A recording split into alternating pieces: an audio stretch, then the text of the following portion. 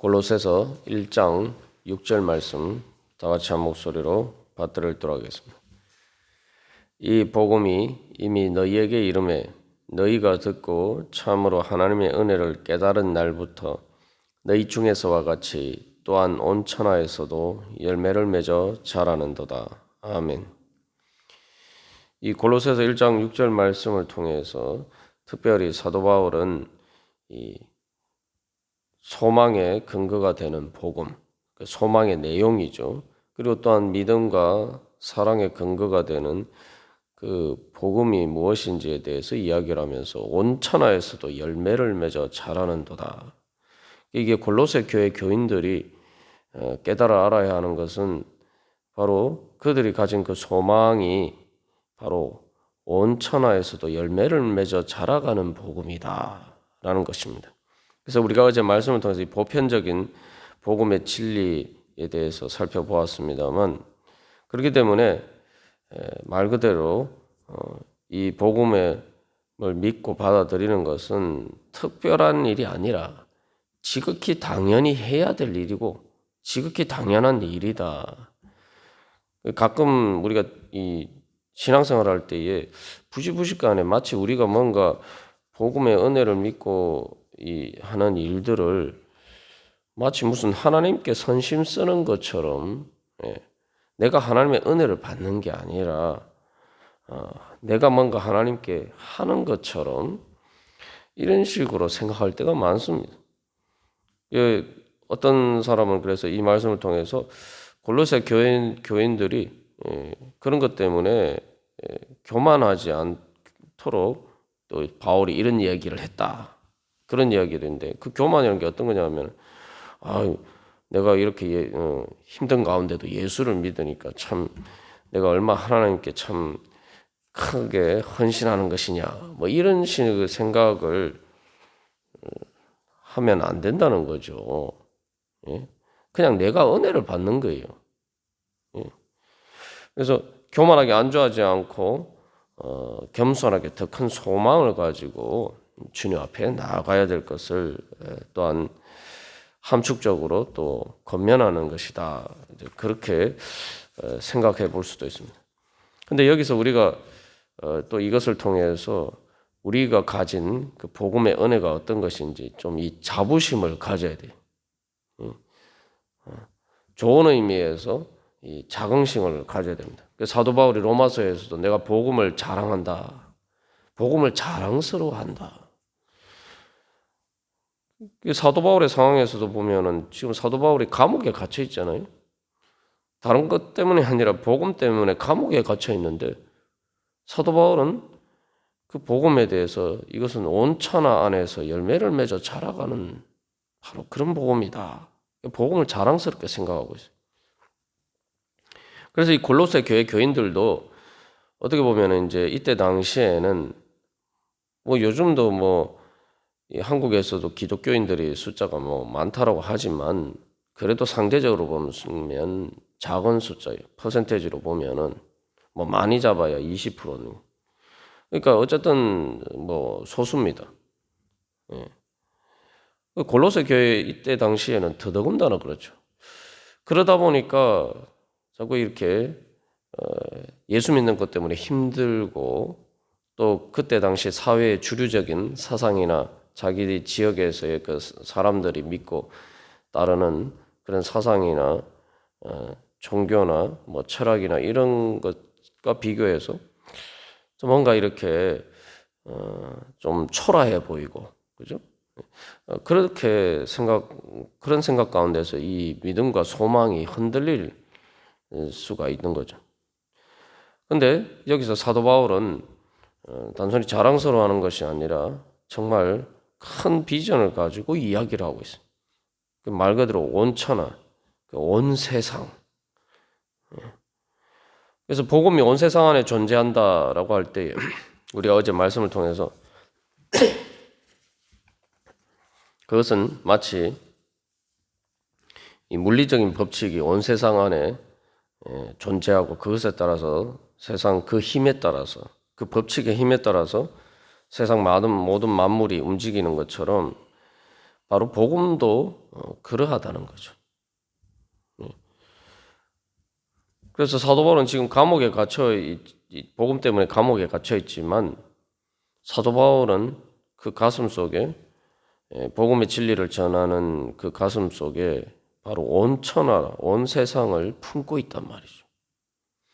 감옥이란 그 좁은 곳에 육신은 비록 갇혀 있지만 그의 마음은 온 세상을 품고 있는 것. 이게 바로 복음의 소망을 가진 사람들의 그 비전과 또 그 마음의 넓은 크기를 보여주고 있습니다. 그렇기 때문에 이것은 특별히 현실적으로 이때 당시에 온 세상이라고 하면 온 천하라고 하면은 또 다른 식으로 이야기하면 로마 제국을 이야기할 수도 있겠죠. 그래서 누가복음에서도 예수님이 태어나실 때에 누가복음 2장에서 가이사 아구스도가 온 천하라 호적하라 하였으니 그때 당시에는 말 그대로 로마 제국이 온 천하죠. 유럽과 지중해 인근과 중동 지방에 까지 해서 말 그대로 로마 제국이 온 천하였는데 사도 바울은 이 온 천하라고 할 때에 결국 사람들의 관점에서 보면은 로마 제국의 힘이 말 그대로 온 세상을 다 뒤덮고 있는 것처럼 보이지만 그러나 실제로는 로마 제국의 힘이 아니라 복음이 온 천하에서 힘을 가지고 성장하고 열매 맺어가고 있다. 그 이야기를 하고 있는 거예요. 그렇기 때문에 사도 바울은 그 로마 제국의 그러한 공권력에 의해서 감옥 안에 갇혀 있지만 그러나 그는 복음의 능력을 로마 제국의 힘보다 더 강한 복음의 능력을 그는 느끼고 있는 겁니다. 성령의 능력을 느끼고 있는 거죠. 그렇기 때문에 몸은 갇혀 있지만 마음은 자유로운 거죠. 그래서 로마 군대의 힘이 바로 온 천하를 지배하고 있는 것이 아니라 복음이 온 천하에서 열매 맺어 자라가고 있다. 로마 제국을 넘어서 온 세상에 바로 하나님의 나라가 이루어져 가고 있다. 로마 제국보다 더 넓은 나라. 그리스도 안이라고 앞에서 우리가 이야기하고 있는 것에 대해서 나눴습니다만 골로새 안과 로마 제국 안과 그리스도 안을 비교할 때 그리스도 안이라는 것이 더 넓은 큰 나라, 강력한 힘을 가진 하나님 나라에 대해서 사도 바울은 이야기하고 있는 겁니다. 어떻게 보면 참 사도 바울이 하는 이야기가 비현실적이다 이렇게 이야기할 수도 있습니다만 이 말씀을 통해서 사실 이제 사도 바울은 골로새 교회 교인들에게 너희들이 믿고 있는 그 복음이 어떤 복음인지 그래서 바로 너희 중에서와 같이 또한 온 천하에서도라고 이야기했단 말이죠. 그러니까 로마 제국의 힘보다 더 강한 하나님의 복음의 능력을 믿고 그것을 소망하라. 이제 그렇게 도전하고 있는 거죠. 그래서 우리가 눈에 보이는 현실의 관점에서 보면은 바울이 이런 이야기가 참 어이없게 들릴 수도 있겠죠. 예. 그러나 역사를 놓고 보면 역사적인 실제를 놓고 보면은 바울의 이 소망이 단순한 소망이 아니라 우리 앞에서 나눈 것처럼 정말 진리였다라는 것을 우리가 역사가 증명하죠. 그래서 로마 제국이 그렇게 기독교를 박해했지만 그러나 오히려 복음은 로마 제국 안에서 모든 곳에서 열매를 맺어 자라가고 결국은 로마 제국이 기독교를 인정할 수밖에 없었고 결국 기독교가 로마 제국의 국교가 되죠. 그렇기 때문에 이 말씀은 역사적인 실제로 이루어진 현실입니다. 그래서 골로새 교회 교인들에게 사도 바울이 이 소망을 이야기를 할 때에 이 소망이 말 그대로 진리였다라는 것을 우리는 이 역사적인 경험을 통해서 우리가 이미 알고 있는 거예요. 그렇다면 우리는 이 골로새 교회 교인들보다 더 큰 소망을 가지고 바울이 가진 소망보다 더 큰 소망을 가지고 우리가 주님 앞에 서야 되는 것이 지극히 당연한 일이죠. 그래서 이 선교적인 관점에서 이 바울의 담대한 비전이 로마 제국을 넘어서 사실은 유럽과 또 오늘 땅끝까지 오늘 이 나라에까지 우리들까지 바로 예수 그리스도를 믿는 그 복음의 열매가 우리 안에서도 열매 맺어 자라가고 있죠. 근데 이것은 사실 이제 사도 바울 자신도 경험한 일이에요. 왜냐하면은 사도 바울 자신이 사실 선교 현장에서 이방인의 선교의 사명을 받아서 선교하는 가운데서 실제로 복음의 능력이 나타나는 것을 자기가 경험했기 때문에. 그래서 예수님의 부활 이후에 한 세대 안에 대략 이 골로새 편지서가 기록된 것이 주 70년경으로 예측하니까 대략 예수님 부활하신 후에 한 30년 정도 지났죠. 그 한 세대 안에 바로 그렇게 복음이 로마 제국 전역에 전파되어서 골로새 교회도 세워지고 이런 것들이 어떻게 보면 그래서 골로새 교회 교인들 자신들이 골로새 교회 자체가 바로 복음이 온천에서 열매를 맺어 자라가는 증거죠. 이 복음의 힘은 로마 제국도 감당할 수가 없다는 거예요. 그래서 사도행전 1장 8절에 복음은 예루살렘과 온 유대와 사마리아와 땅끝까지 이르러 그 예수님께서 말씀하셨는데 그 말씀이 이루어져 가는 것이 역사적인 현실이죠. 이것을 좀 더 우리의 삶에 구체적으로 적용해서 때 골로새 교회 교인들에게도 마찬가지고 또 우리들도 마찬가지입니다만 골로새 교회 교인들의 입장에서 보면은 이것은 도전입니다. 너희가 로마 제국을 따를 것이냐, 응?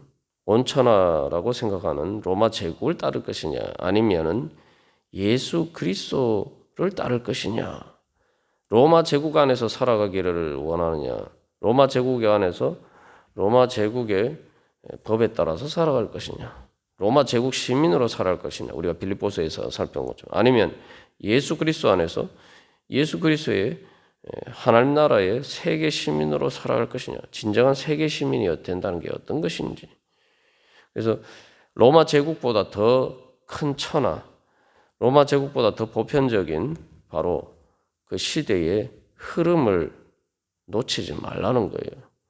그래서 우리가 세상에 살아갈 때도 세상 유행을 따라서 살아갈 때가 많습니다. 세상 풍조라고 성경에서 이야기하는데 그 사람들이 유행을 따라하는 이유가 뭡니까? 사실 뭐 그거 안 한다고 해서 큰 문제가 안 돼요. 실질적으로. 그런데 마치 그 유행을 따라서 하다못해 뭐 메이커 옷을 사 입는 것마저도 유행을 안 따르면 마치 나만 뒤처지는 것처럼. 그래서 그게 막 따라가고자 심지어 뭐 어른들뿐만 아니라 어린아이들까지 그런 흐름 속에서 살아가는 경우들이 많은데 그렇게 살면 안 된다는 거죠. 우리가 그런 세상의 흐름을 하고 그게 유행이고 거기에 뒤처지면 큰일 날 것처럼 생각하면서 하나님 나라의 지금 복음의 구속사의 큰 흐름 속에서 내가 뒤처지고 있지 않나. 온천에서도 열매를 맺어 자라가는 그 복음의 흐름 속에서 내가 뒤처지고 있지 않나. 우리는 그런데 관심을 두고 그 흐름을 따라가야 된다는 거예요. 세상 흐름에 지금 따라가는 것이 아니라 세상 흐름을 안 따라가면 유행을 안 따르면은 나만 바보가 되는 것처럼 그렇게 생각하는데 그것이 아니라 정말 하나님의 그 복음의 은혜의 큰 역사의 흐름에 내가 동참하지 않으면은 그것이야말로 내가 정말 어리석은 일이고 바로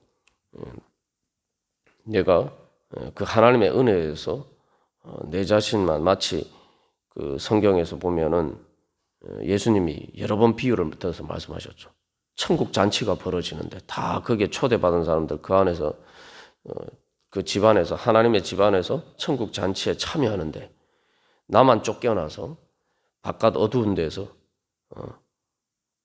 이를 갈면서 있는 그런 자리에 서지 않도록 너희들이 더 깨어서 소망을 가지고 믿음과 사랑을 따라서 행하라. 이 사도 바울은 이제 그렇게 도전하고 있는 것입니다. 오늘날 이것은 또한 오늘날 우리들에게도 마찬가지죠. 그래서 우리가 믿음의 눈이 떠여져서 이 세상의 역사의 물결의 도도한 흐름 속에서 마치 세상을 따르지 않으면 도태될 것처럼 생각하지만 진정한 역사의 흐름이 온천하에서 흘러가는 그 역사의 구속사의 흐름을 우리가 역사의 주인이신 예수 그리스도의 그를 통한 그 복음의 은혜 가운데 우리가 뒤처지지 않고 그게 참여하는 그런 자가 될 것을 사도 바울은 우리에게 오늘도 이 말씀을 통해서 도전하고 있습니다. 그래서 우리가 오늘도 기도하면서 나아갈 때에 바로 우리가 그런 믿음과 소망으로 하나님의 은혜에 참여하는 귀한 하나님의 사람이 되시기를 간절히 소망합니다. 다 같이 기도드리시겠습니다.